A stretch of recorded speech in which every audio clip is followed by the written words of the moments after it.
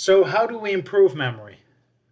And I'm a massive proponent of this because I think it's fantastic if you can reduce the amount of work you have to do, you reduce the amount of time you spend studying, and somehow walk away with better memory performance. Wouldn't we all like that, right? Well, there are a couple of basic things that you can do.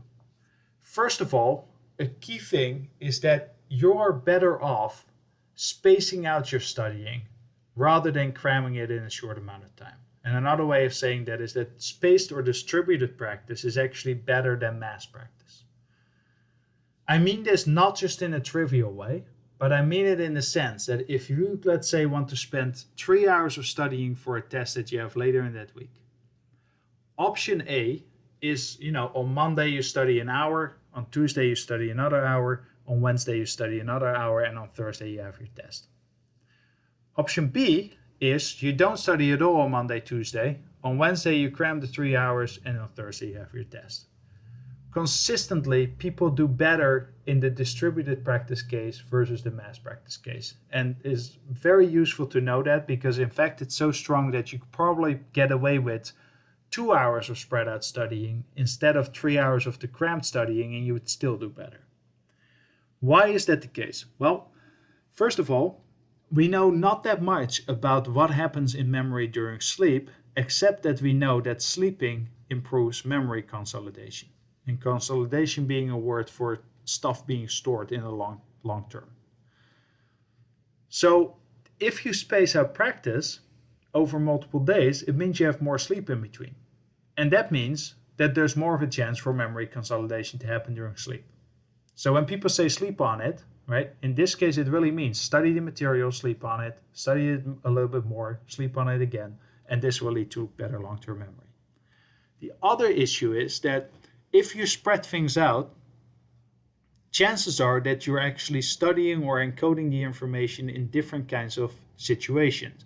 Maybe one day you're studying, at Starbucks, one day you're in the library, one day you're in your dorm room, one day you're at your parents', and as a result of that spread out studying, your memory is not going to be as dependent on the context in which you have studied the information because you've studied in many different contexts.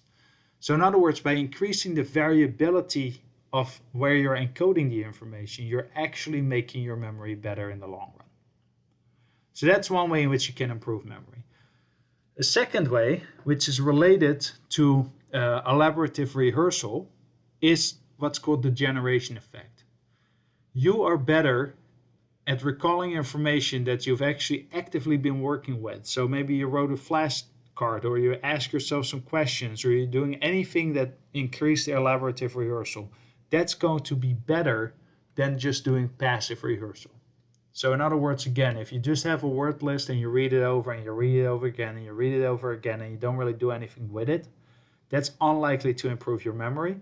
You're much better off actually trying to find some ways of engaging with the material, making it relevant to yourself, writing it down, and those kinds of things, and that is going to improve your memory as well.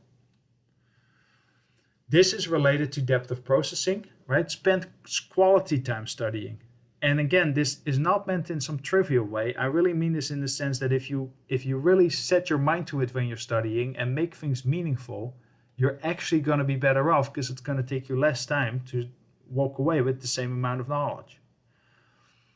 Another way in which you can use your memory system and kind of trick it is by the use of mnemonics. And mnemonics, that's a Greek word, comes from mimesko, and it means remember. It's used as sort of an umbrella term that describes different strategies you can use in order to reduce the amount of information you truly have to store.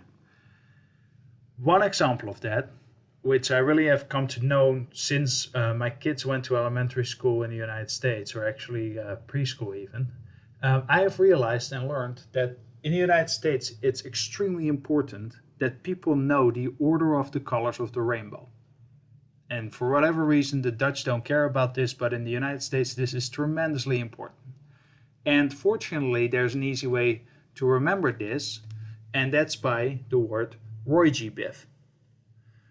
Roy G. Biv is a word that's made up out of the first letters of the colors, and then if you decode that word, you can easily fill in what the actual colors are. So red, orange, yellow,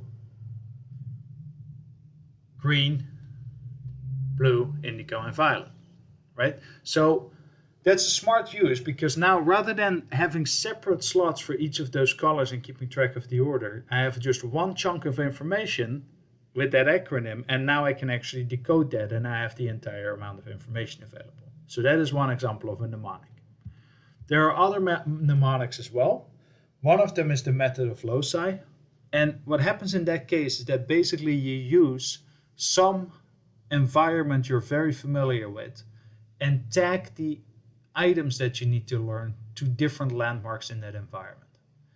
What I mean by that is the following. Let's say you need to, again, study a bunch of words for Spanish and you're having some real trouble, right?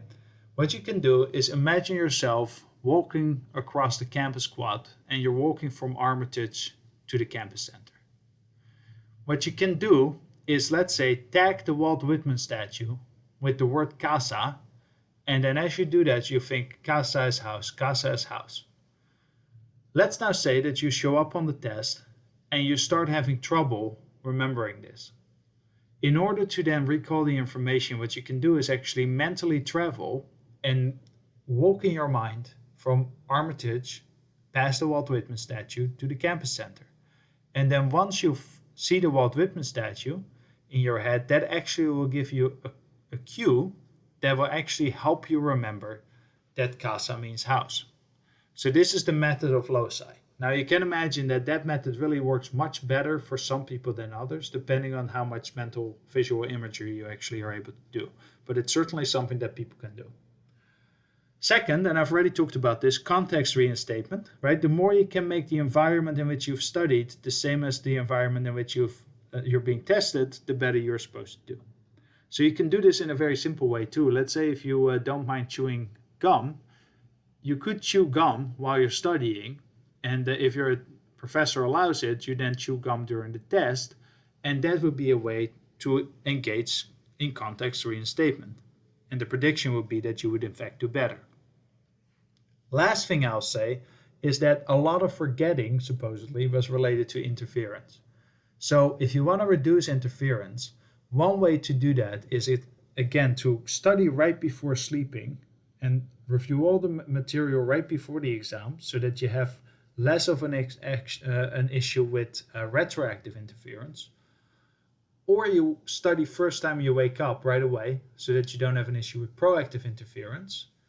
And then really make sure that you're not jumping back and forth between courses. It's better to spread out studying, but it's also better to, you do a chunk of time on one course, take a break for a while, do a chunk of time on another course, take a break for a while, rather than doing everything back to back.